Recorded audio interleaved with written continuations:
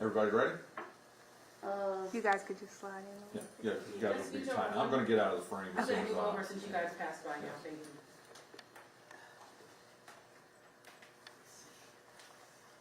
you. Okay, I'm Brian Hanks. I'm the Public Information Officer for Lenoir County. We appreciate the media coming out here today for this press conference. I have with me Sheriff Jackie Rogers and Deputy Christopher Little. They're going to be talking about the incident that happened on Wednesday. I can't even believe it's just a little bit over 48 hours ago. So first I'm going to introduce Sheriff Jackie Rogers. Thank you for coming. I'm Jackie Rogers, the Sheriff of Lenoir County. On Wednesday about 8:30 a.m. we had an incident at the Lenoir County Learning Academy where they had a fight on a school bus. Deputy Little tried to intervene. He was assaulted and sustained about 18 staples to the back of his head. Deputy Little has been with the Sheriff's Office for about 2 years. He's a great deputy. He just recently got promoted. He's in charge of our recruiting and our Governor's Highway Safety Program. I'll take any questions if you have any questions at this point for me, and then I'll introduce Deputy Little. Can you talk about the charges that the students received and how you got to them? The charges were we consulted with the District Attorney's Office, and they were both charged with assault, inflicting serious injury on a law enforcement officer, resisting arrest, and damage to county property. And that's basically how we got there. Can you describe some of that damage? It was damage to the uniform. They had to cut the uniform and stuff off. That was the only damage to the county property. And this could have been a teacher, bus driver, or another student trying to break up the fight. Are you guys implementing new policies when incidents like this occur? The Learning Academy is, they hire deputies off duty. They're off duty. They don't have a full-time SRO. They have off-duty deputies that work different days. The deputy was on the scene at the time. He was there. The children are not allowed to get off the bus until the deputy is standing outside the bus. So the deputy was outside the bus, the fight occurred. Deputy Little ran on the bus and tried to intervene, and that's when he was assaulted. Okay. What was the age, and did they use any weapons? No weapons were involved. The ages of the juveniles were 12 and 16. And so it was just like fists, hands? Yes, ma'am. And last question, are y'all going to do anything different going forward?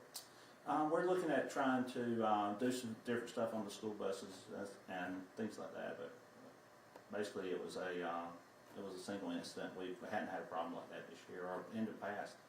Is there any training that's involved, to do this for the schools? We have not spoken with the school systems about that, but we will be in conversation about things like that.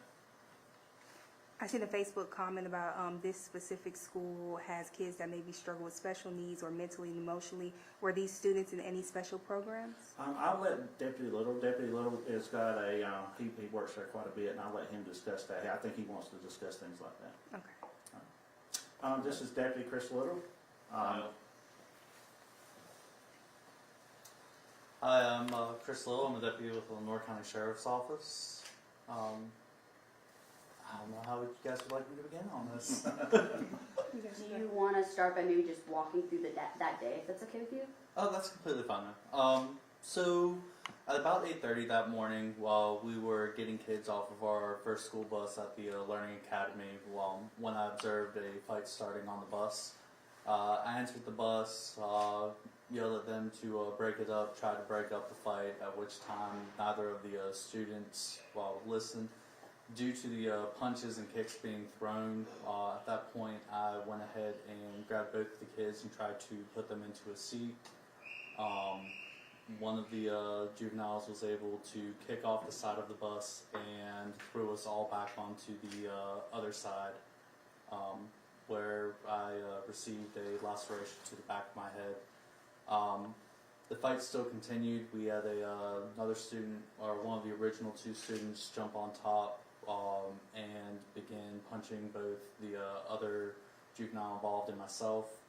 I got up, was able to get between them. I believe I had to break up this fight about 3-4 times before it was all said and done. That's essentially the fight itself. When you say which student jumped on top, the 12 or the 16-year-old? The 16-year-old. Got you. And when did backup show up? It was a pretty quick response. I would say probably within 3-4 minutes, we had other deputies on scene there. And so you say you guys were kind of going from left to right, to one side of the bus to the other. So Yes. did you hit your head on like the back of the bus, or was it like where you hit physically? So when I had the student trying to keep them in the seat, the student was able to use their legs and kick off the one side of the bus. It sent all three of us flying to the other side. I was on bottom because I had hold on both of the students, and my head went into the window, the metal window frame. And that's how the injury was sustained there. According to the press release, we saw that neither of the children sustained injuries. How do you feel knowing that you did your job and were able to break up the fight without causing them injury? So working at the Learning Academy, we have a lot of great students at the Learning Academy. We have a lot of students that are in there for different reasons, but we always want to try to break up altercations and deal with issues as kindly as we can. No punches were thrown by myself or any other deputies. We tried to use restraining tactics to break up these fights, because at the end of the day, we have a lot of students in there for different reasons. I'm happy that I was the only one to sustain injuries and that none of my students sustained any injuries during this incident. And still plan on working at the Learning Academy a lot. I love my kids over there, and we'll continue to work there. Yeah. Oh, sorry, go ahead. No, I was just saying, speaking of working, are you back on duty, or are you taking a little break, the weekend off? Or? No, ma'am. I got cleared, and I want to come right back to work. So I'm here today, ma'am. Go Yes, ahead. ma'am. You said you earlier outside you said that you already went back to the school. Can you tell me like what your reception was like from the other students? So while I was in the hospital, I was getting texts from teachers at the school, and I have a really good relationship with a lot of our kids there, and the school was very upset. So I went back to the school, and I ended up spending about 30 minutes there, and the reception there is just great. It's like any of our other public schools in Lenoir County. Got swarmed by students immediately, staff is all there, and I think that goes to show the impact that having the sheriff's office at the Learning Academy does. I mean, it's an incredible opportunity to reach out and get to know our youth and to build really lasting bonds and establish trust between law enforcement and this generation coming up. When I talked to Sheriff Rogers yesterday, he said that the kids swarmed you and were hugging on you. Can you tell me a little bit about what the kids were saying to you? So a lot of them wanted to know exactly who did it. But a lot of them were happy to see me up and on my feet. Back at the school, they were asking when I was going to be coming back to the school. The staff and the kids there are amazing. They work extremely hard to help these kids who are often in more difficult situations than a lot of our other students in the school system. So I have a lot of respect for the staff that works there, was happy with their reception, and was very surprised at how big the reception was from the students. Are the students still the ones who were involved in the incident? Are they still in custody, or are they back home? What's next for them? So I know this is going to sound a little crazy. I do not know.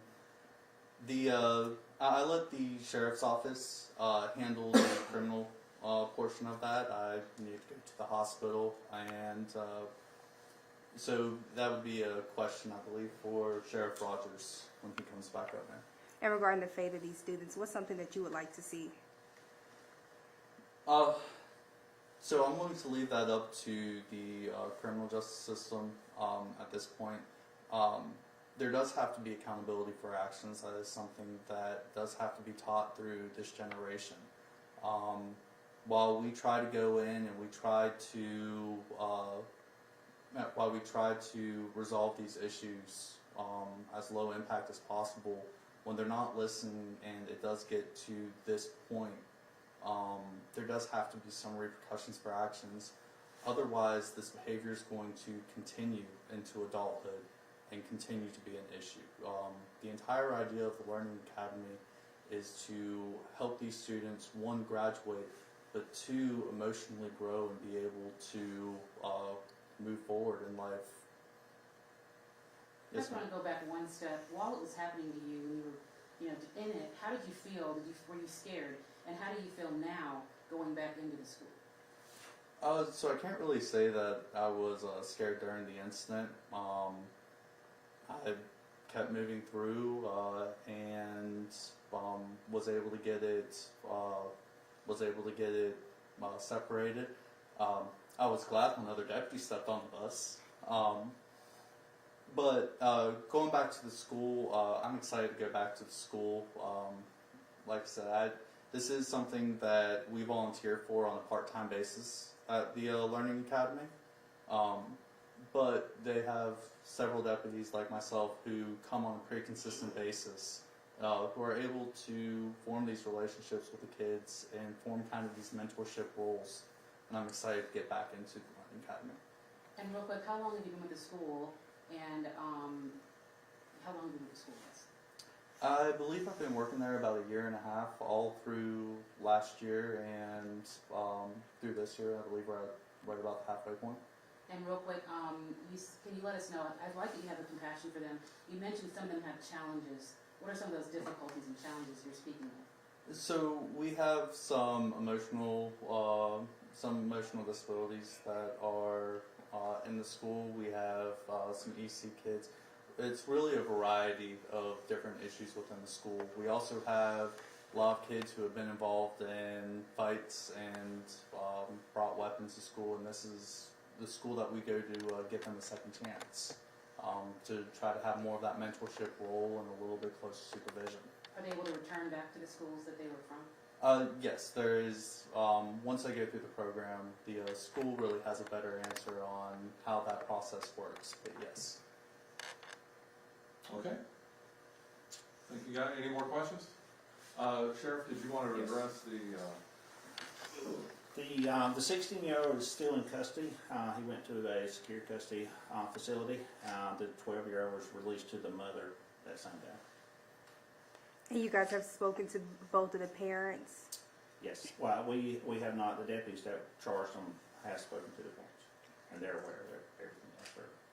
And what happens going forward? We will this up to the judicial system. They'll have a court date and they'll go to court, and that's their decision to make. Okay. Thank you guys so very much. Thank you. Can we also get a shot of the back of your head? I don't know how to ask that. I'm like, I'm so sorry. That's a great I'm question. sorry. Do Are you you able mind? to get in front of the Do you mind, Debbie? podium and turn around for us? I'm sorry. No? I need it though. I actually made it back up too, Sarah Gray. This is worse than looking at the cameras. It's much prettier. Yeah, it is.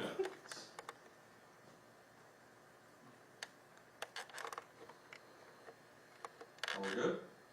Thank you guys so much. Thank you. You're photogenic. Thank you. No worries. Yes, sir. Thank you.